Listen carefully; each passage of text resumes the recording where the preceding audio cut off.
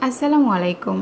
আজ আমি আপনাদের সাথে শেয়ার করব শুধুমাত্র আলু দিয়ে ঝটপট মাত্র 5 মিনিটে সকল বাচ্চাদেরই একটি পছন্দের রেসিপি। আশা করি আজকের এই সহজ রেসিপিটি আপনাদের ভালো লাগবে।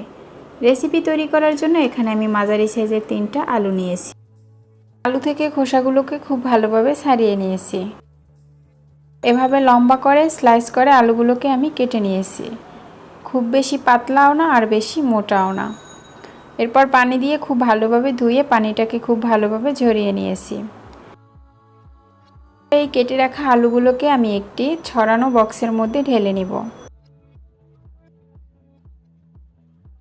এর মধ্যে আমি দিয়ে দেব হাফ চামচেরও একটু কম ধনিয়ার গুঁড়া, আর দিয়ে দেব হাফ চামচেরও একটু কম জিরার গুঁড়া, আর এর মধ্যে আমি দিয়ে দেব গরম মশলার গুঁড়া, দিয়ে দেব এখানে লাল মরিচের গুঁড়া। আপনারা চাইলে এখানে গোলমরিচের গুঁড়াও দিতে পারেন, আর দিয়ে দেব পরিমাণ মতো লবণ। আর এখানে আমি 4 টেবিল চামচের মতো দিয়ে দেব কর্নফ্লাওয়ার। কর্নফ্লাওয়ারটা এমন পরিমাণে দিতে হবে যেন সব আলুর গায়ে ভালোভাবে লাগতে পারে। এরপর আমি বক্সের ঢাকনাটা লাগিয়ে হাত দিয়ে খুব ভালোভাবে কিছুক্ষণ ঝাঁকিয়ে নেব। এই কাজটা আপনারা চাইলে হাত দিয়েও করে নিতে পারেন। আমি এই বক্সটাকে প্রায় 2 মিনিটের মতো ঝাঁকিয়ে নিয়েছি। আর দেখুন আলুর সাথে কর্নফ্লাওয়ারটা খুব ভালোভাবে কোট হয়ে গিয়েছে। এবার আমি এই আলুগুলোকে ভেজে নিব।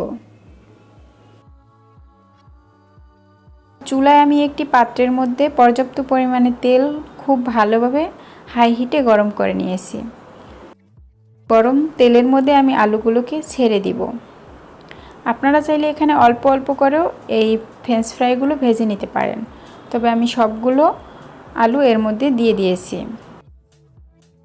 চুলার আঁচটা মিডিয়ামে রেখে কিছুক্ষণ আমি এগুলোকে ভেজে নিব। কিছুক্ষণ ভেজে নেওয়ার পরে যখন এগুলো একটা পাশ খুব ভালোভাবে শক্ত হয়ে যাবে, তখন আমি একটি চামচ দিয়ে উল্টে পাল্টে এগুলোকে নেড়ে মিশিয়ে দেব। এভাবে কিছুক্ষণ নেড়েচেড়ে উল্টে পাল্টে এই ফ্রেঞ্চ ফ্রাইগুলো ভেজে নিতে হবে। আপনারা চাইলে এই ফ্রেঞ্চ ফ্রাইগুলো ডুবো তেলেও ভাজতে পারেন। তো এরপর আমি নেড়েচেড়ে কিছুক্ষণ ভেজে নেব, আর এগুলো একেবারে ক্রিস্পি হয়ে গিয়েছে। আর আমার ফ্রেঞ্চ ফ্রাইগুলো ভাজা হয়ে গিয়েছে, এর মধ্যে সুন্দর একটি কালার এসে গেছে। এই পর্যায়ে আমি চুলার আঁচটা একেবারে কমিয়ে দেব। কমিয়ে এভাবে আরও কিছুক্ষণ নেড়েচেড়ে ভেজে নেব।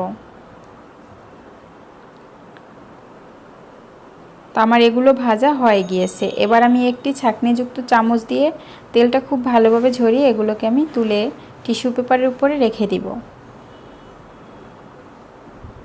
যাতে এক্সট্রা তেলটা টিস্যু পেপারে শুষে নেয়। তো আমার ফ্রেঞ্চ ফ্রাইগুলো ভাজা হয়ে গিয়েছে। খুব সহজেই ঝটপট মাত্র 5 মিনিটে আপনারা বাচ্চাদেরকে এই ফ্রেঞ্চ ফ্রাইগুলো তৈরি করে দিতে পারেন।